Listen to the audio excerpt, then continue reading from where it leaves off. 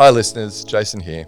We're on the countdown to PHSCon 2025, where we bring some of the leading experts on the topic of psychosocial safety to Sydney for 2 full days on the 19th and 20th of June. With so many great speakers, industry case studies and networking opportunities for the 500 people in attendance, it is the psychosocial safety community event of the year.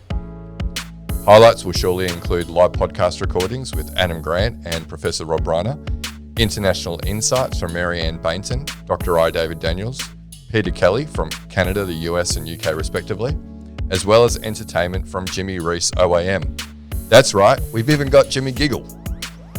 Early bird pricing is available for a limited time, so get in quick to secure discounted tickets for the conference, pre-conference masterclasses and the VIP dinner. Now, on to this episode.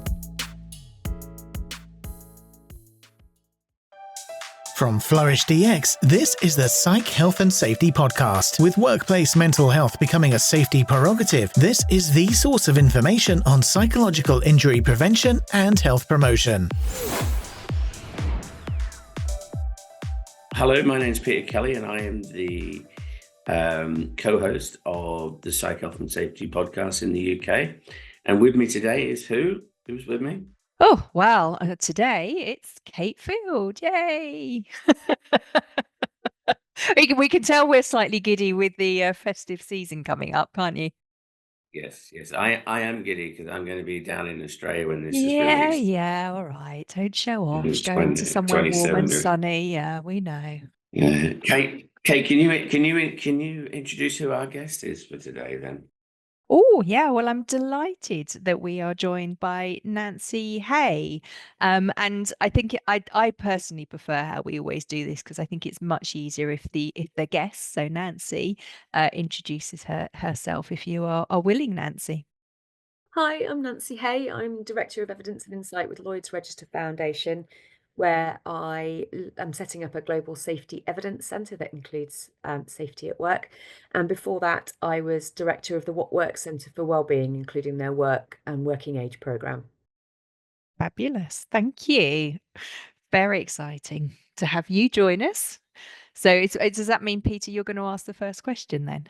It does, because I think people need to understand the background to the roles that Nancy's just shared, in particular the role prior to the one that she's in now, and really exciting to hear about the current role as well. So if you just share what your life was like in your previous role, what you did and what you really developed and how it, how I would describe it as groundbreaking. So Thank you. That's really kind. It's actually really lovely to finally talk to you, Peter and Kate, and join this podcast. It's something I've listened to before over the years. So really great to be here.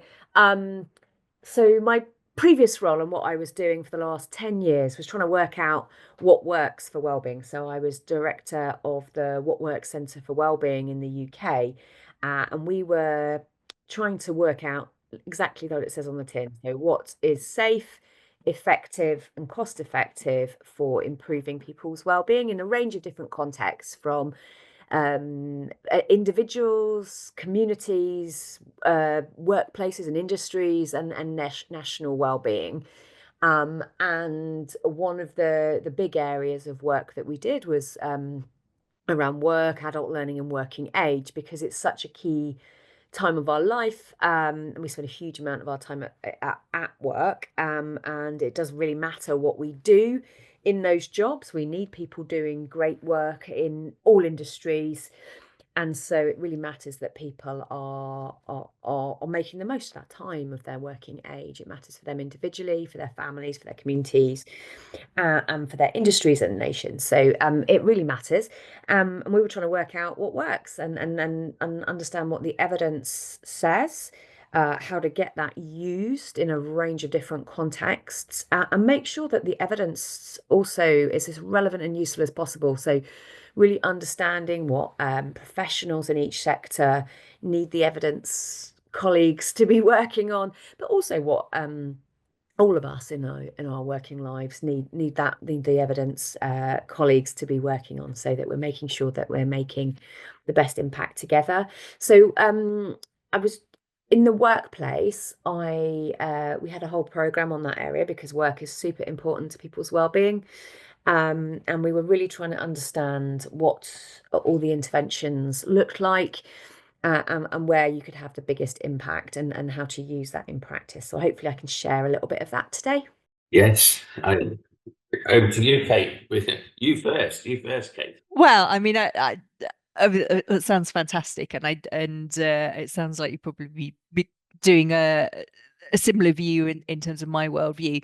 But do we need to just touch on what your current role is then before we dive into the specifics of what you found? Yeah, I'm happy to share a bit about that. So, I am the Director of Evidence and Insight with the Lloyd's Register Foundation. So, we're a global safety charity that works alongside a 250-year-old social purpose business, which is focused on safety, particularly in the ocean economy. So, you'll know us from our work in shipping, but also more generally. So, and safety at work and safety at work in safety critical industries is a really big part of what we do.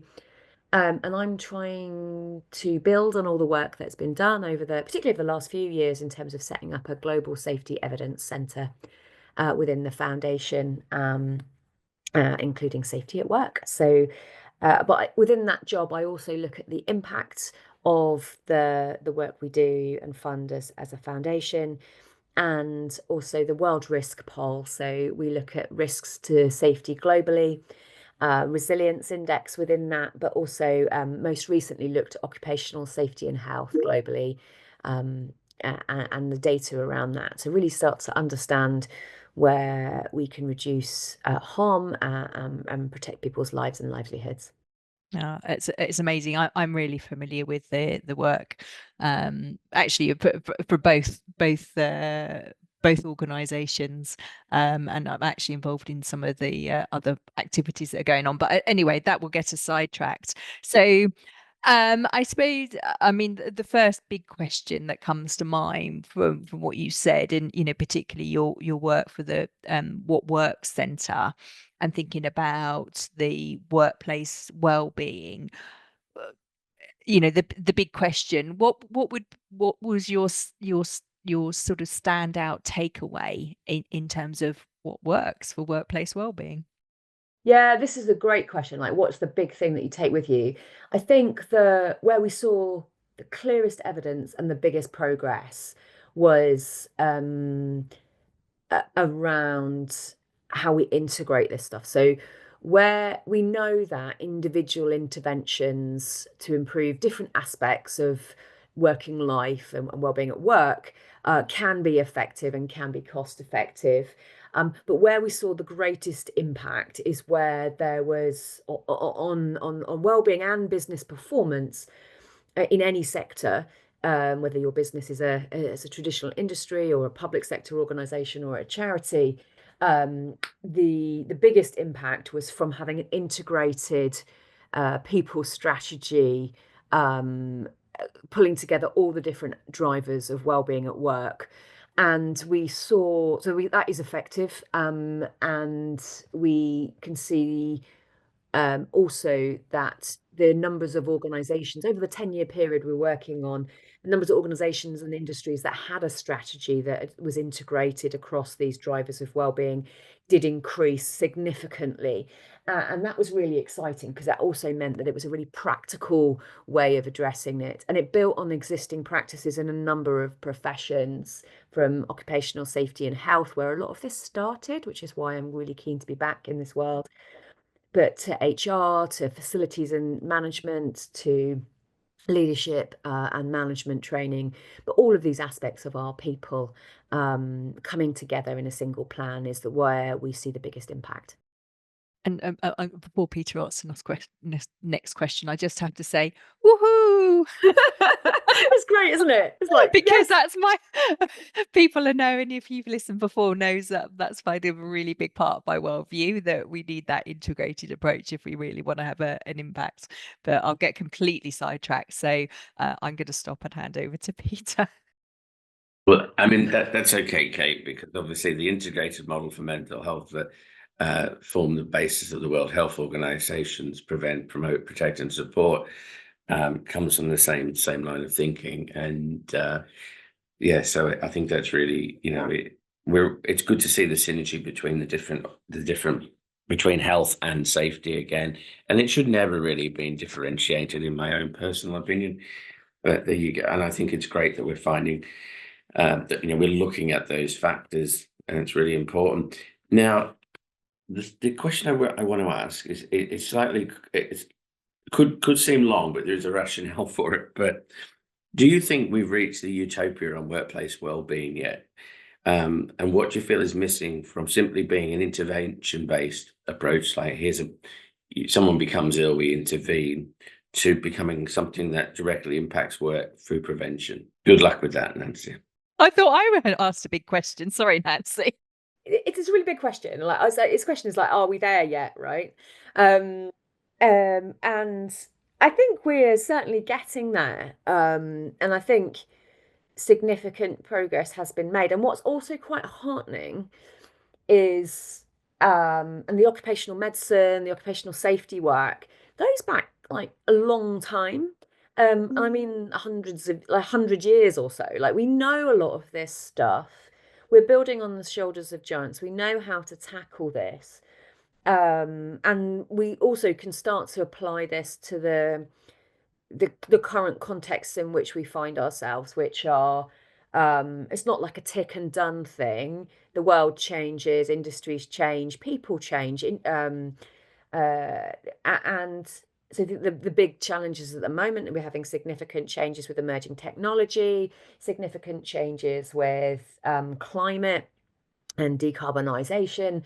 So these are big challenges, but we know how to deal with a lot of this stuff. And the challenge is, how do we use that knowledge, get it to where it's needed quickly, and then work out what we still need to know, and do that in a way that coordinates all this effort. Because actually, there's a lot of people doing this, and have been doing it. So how can we build on those shoulders of giants? I think you talked, so that's like, are we there yet? I think we're getting there, and we're also getting a much better understanding of what can be effective and that is real as well. So these things need to work in the real world. We need people to be working. People need to work for a range of different reasons, both psychologically and other reasons. Obviously pay, but also there's quite a lot to work that really matters, and we need people doing great jobs. So, like, whether that's helping deliver babies 24/7, 365, or helping to make sure that we have the infrastructure we need to live well and our industries to thrive. We need the construction sector to be a great place to work, and helping. And same with the maritime sector, right? We need that. 80 to 90% of global of trade travels by ship. So we need these places to be places that people can work, and that work to be a big contributor to their lives. So I feel like we're getting to a realistic place.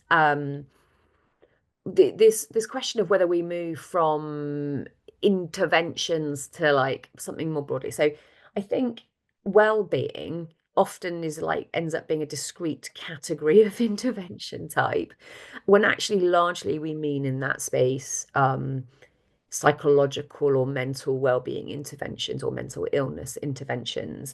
And we're better off if we look at well-being meaning how we thrive at work, including things like good work and job quality. So the SDG 8.8, which includes safe and decent work. That we bring all of that under one umbrella and think of that overall as how we're thriving at work. So the well-being of our people in the workplace. And in the different industries and sectors. And that's what I mean about getting a bit more organized about this. That doesn't mean individual interventions aren't important, because they really are. And I think just but knowing also the different levels of different interventions. So if you're head of safety, or you're head of HR, or you're head of facilities management, or digital in an organization, that you know the contribution that you make to life of people at work, and how that supports both their well-being and their performance at work.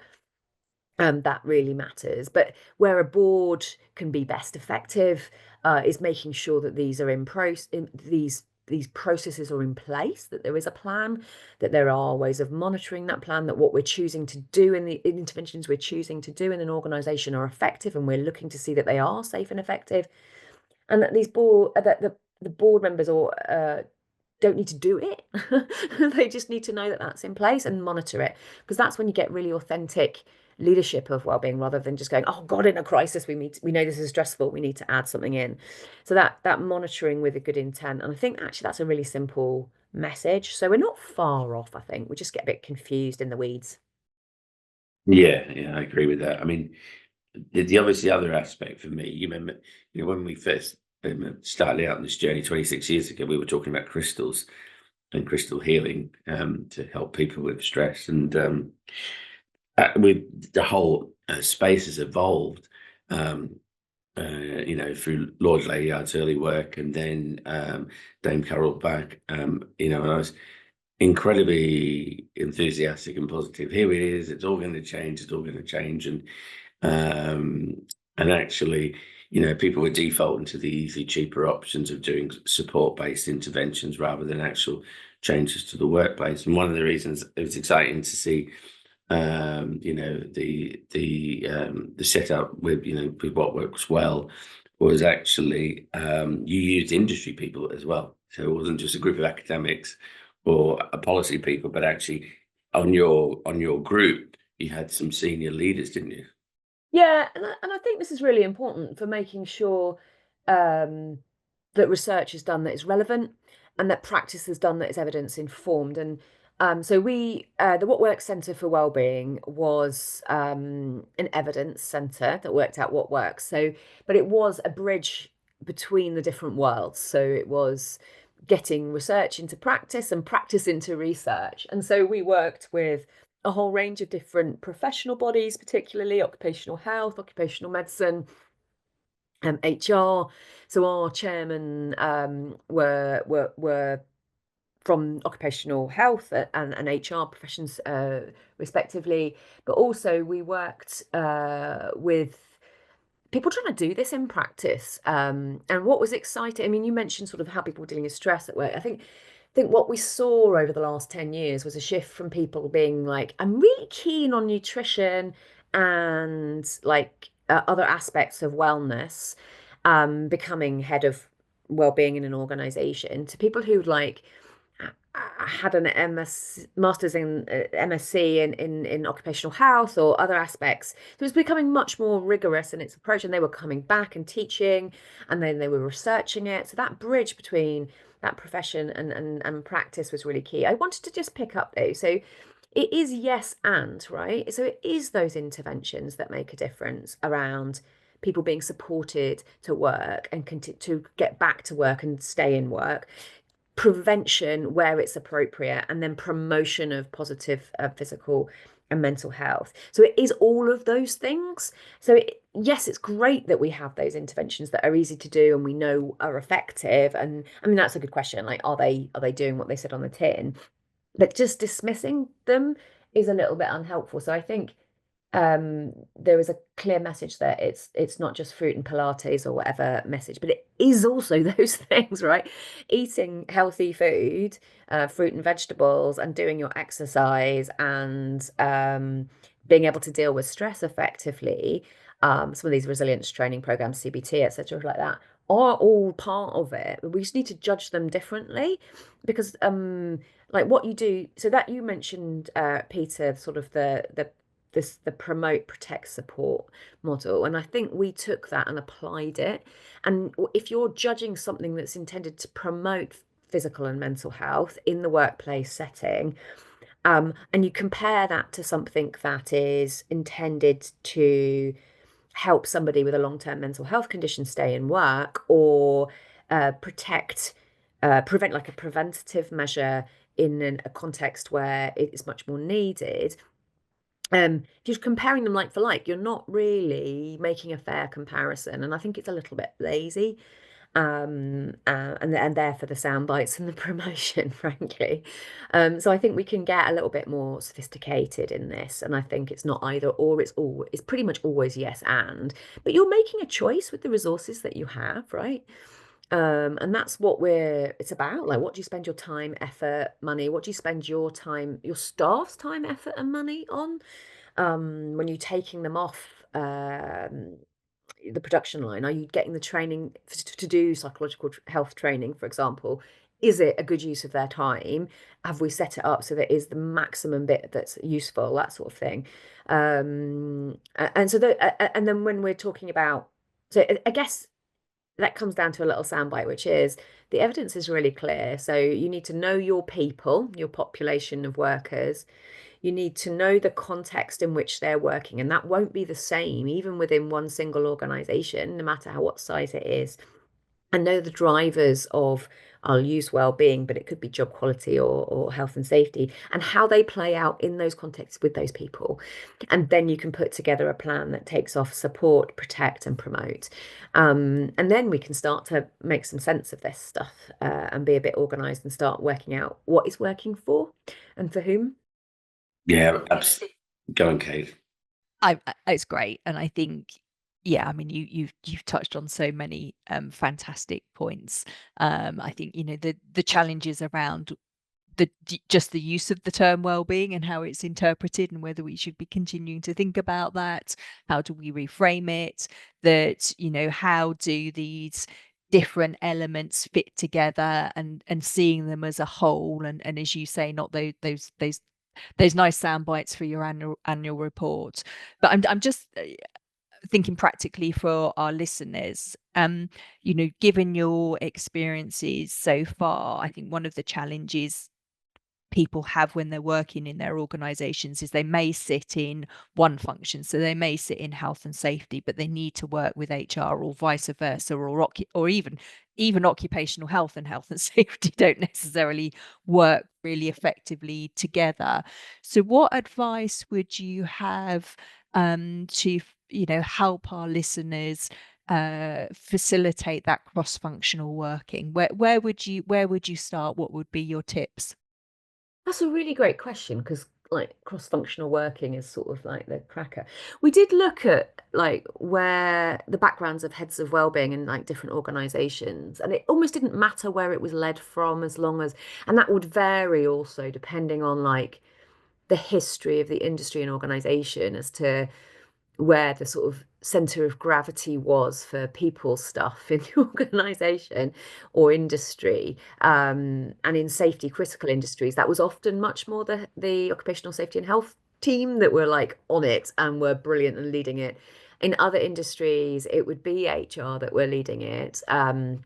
Or there'd be just some entrepreneurial like senior leader who just got it and was great at connecting across them. I think just understanding where you fit in and which bit you're doing really helps. And I think the other thing that I think was starting to see is that where different professions all knowing that they contribute and having similar ways of thinking about it really helps as well. So I tended to talk about a sort of how people doing at work, and then the 5 key drivers of workplace wellbeing. And a lot of this came from safety and health, right?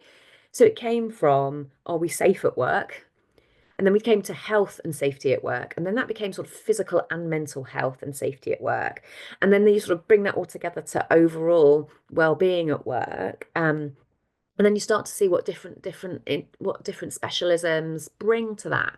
So if you think of the things that help people thrive generally as they apply in the workplace, that is our physical and mental health. That is our relationships at work with our line manager, but also our teams and our customers. And some of that can be just it can be a risk in itself. Like some jobs have just got really challenging interactions with the public in some way, whether that's enforcement or whatever you're in. And then you've got the environment in which you're working in, both physical, including the digital environment. So sometimes the best solution can be a digital one, like massively improving the systems that you work with day to day. It could be the organizational culture that you're part of as well. And then it could be also the security. So that could be your work conditions in terms of the physical safety. It could be the psychological safety, bullying and harassment, which we really don't know what works on, actually. We just know it's bad. Or the financial security that you're within. And there's some brilliant financial well-being, I'll use that term, options about how you can do, I mean, pensions are part of that, right? And then purpose. So there's all the other things about sort of goals, motivation, the use of your skills, your workload, whether you've got a future, like all that sort of thing in the job. And how they all come together will look different for different people in different jobs. But I think if we start to understand that as a full picture and where mental health and psychosocial health fit into that, really matters. I think that's really exciting. I mean, I agree, and I think that's how I've approached the conversation. I think it can be still very challenging. I think a lot of organisations still have sort of their silos and their chiefdoms, and aren't necessarily open to the conversation. But I think that brings me back to the point you made earlier: is sometimes you have to recognise where you want to get to, but it takes time. So choose something that you feel is achievable. Those smaller wins. What are those smaller projects that you can work together on and start to build the confidence and the conversation, so that you can build from there. You can't necessarily, as much as we all want to, change everything overnight. And sometimes you don't need to either. And sometimes we don't all need to be on top of each other, and we'll spend all our time talking to each other rather than doing something as well, right?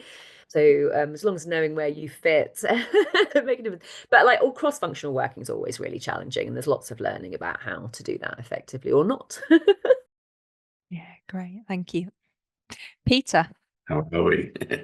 I'm going to ask you a couple of more questions, and yeah, we've kind of covered some of this, but the thing that stuck with me the most is that you set out to improve the evidence base, and you continue to improve the evidence base in the roles that you are in. Has there been some things though that have just really stuck out as innovations? Things you thought, wow, who would have thought that would have worked, or actually that's just a fun, that's a like out of the park kind of like intervention when you've sort of looked at it.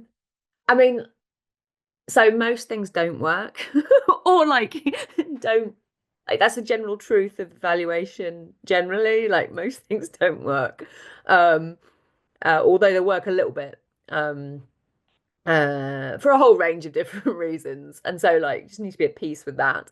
I think where it's quite important to work out is where things don't work, i.e. are unsafe, with good intent. And there are some things that have an outsized impact for the effort. And those are the ones that are quite exciting. And some things will just still be expensive, but worth doing.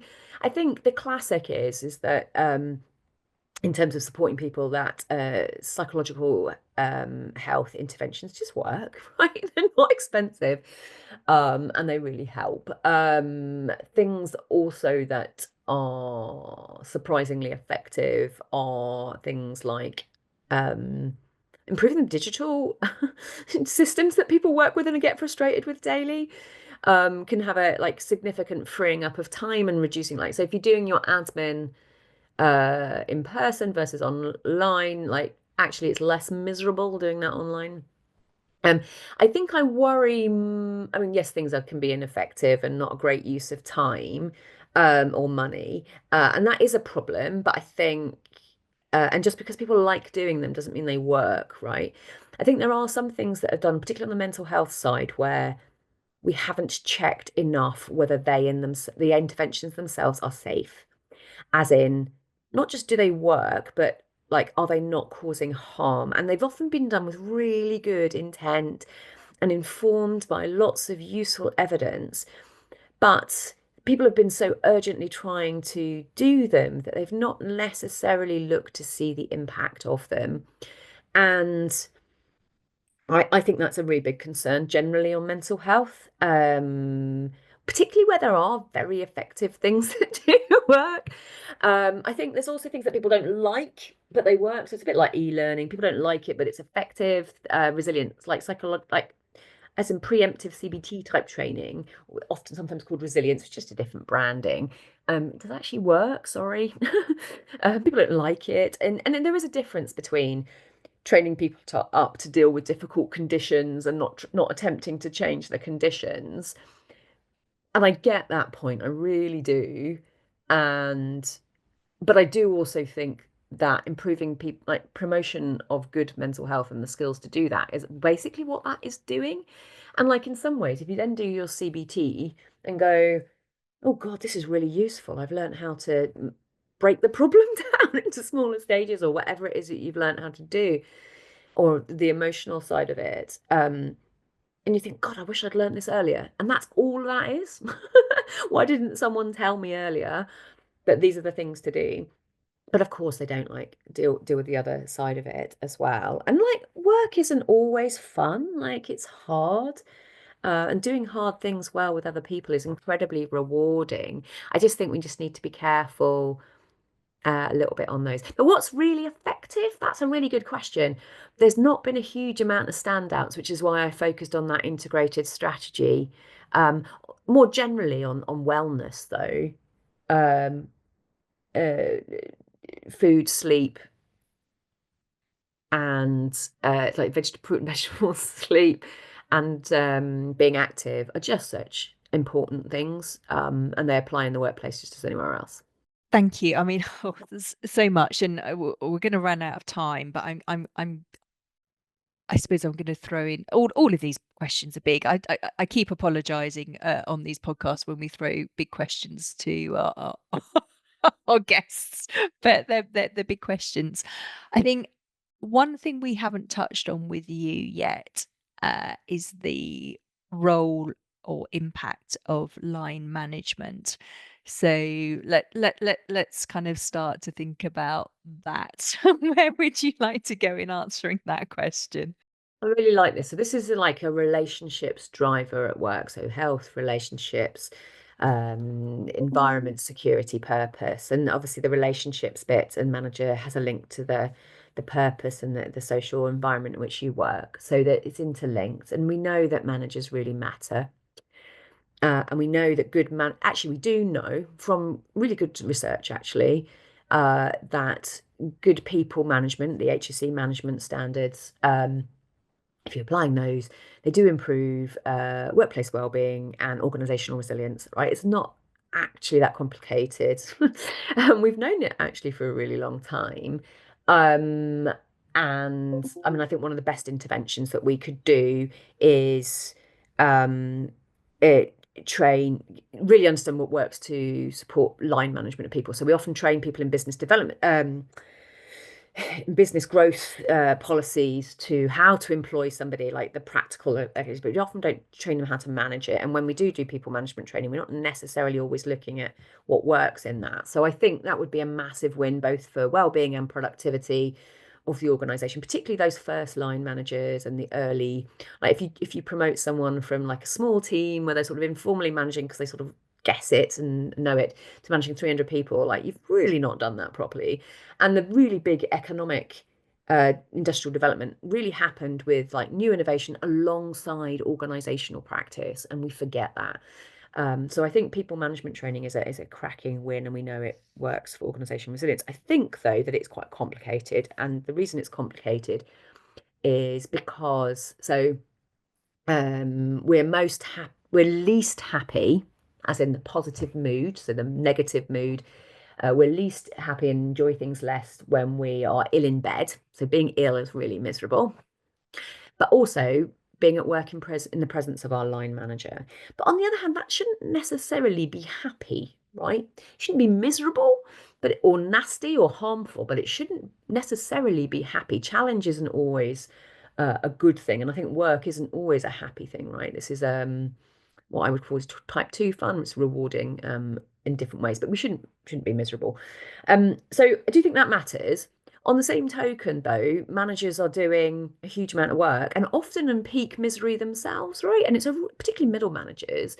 The evidence is really pretty clear, particularly middle-aged, where like what we're doing to help our managers, right? It really matters that they're doing a good job. It's a really hard job, actually. When you're doing proper performance management, it is hard. People don't always like you, and that's not very nice for your relational things.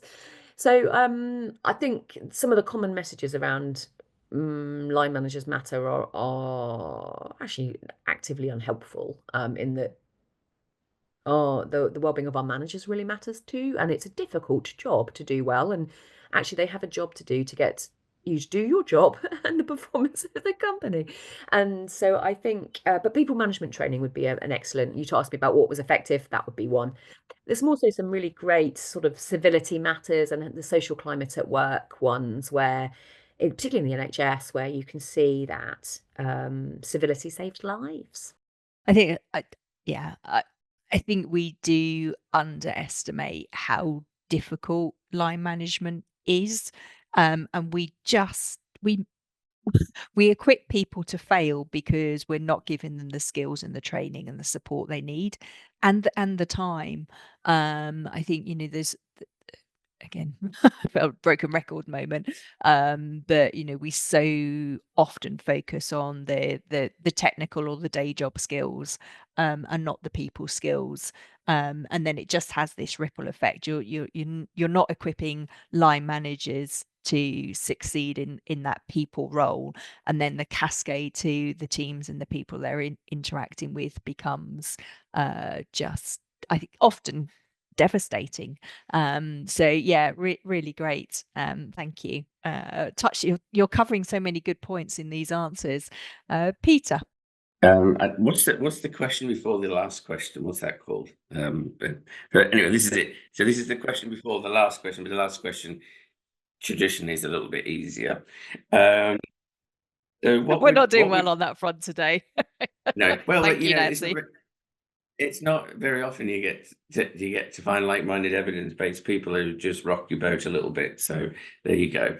And I've always sought to develop evidence in this area through the management standards. That was our first attempt, and there's been subsequent stuff that we've done. So, but what would be your top 3 things you'd like to see happen in the next 5 years?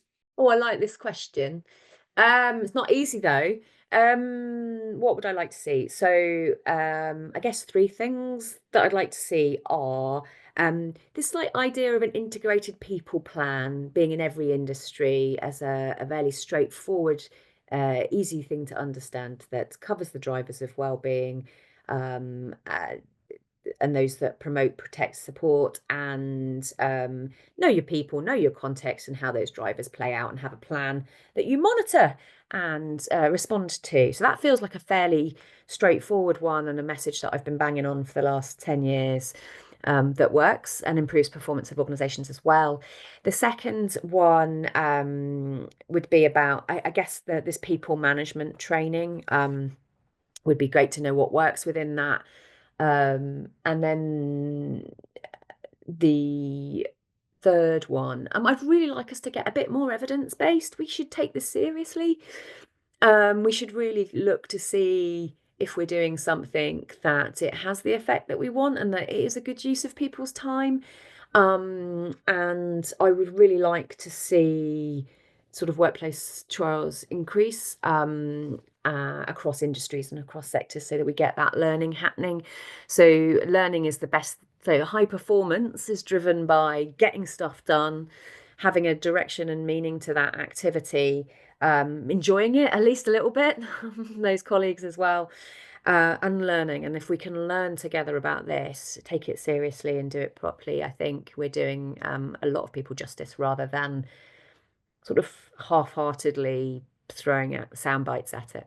Yeah, it's like a copybook of what Rob Reiner would say, which is get the evidence and get the right evidence in the right way. And I think That's sort of really important. This is the last question, and we hope it is easy. But if you were to go back and what would you tell yourself now from 20 years ago? If you were starting out in this world of work on in this area, having had the lessons you've learned now, what would you tell your younger self?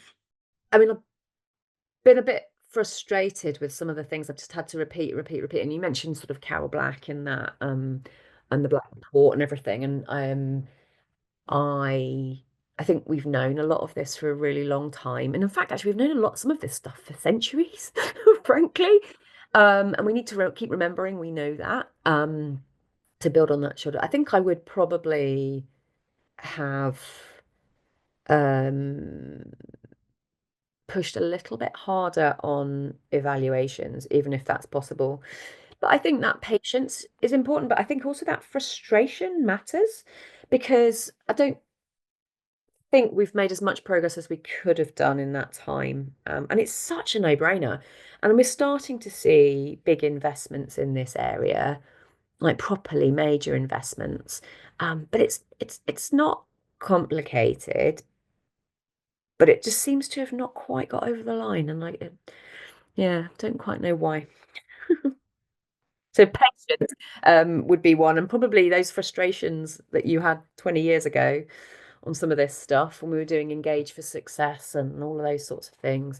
They were the days. They were the days. Those questions that you had about resilience and Engage for Success were right, and yeah, we need to get much smarter about this stuff, and it's totally possible to do.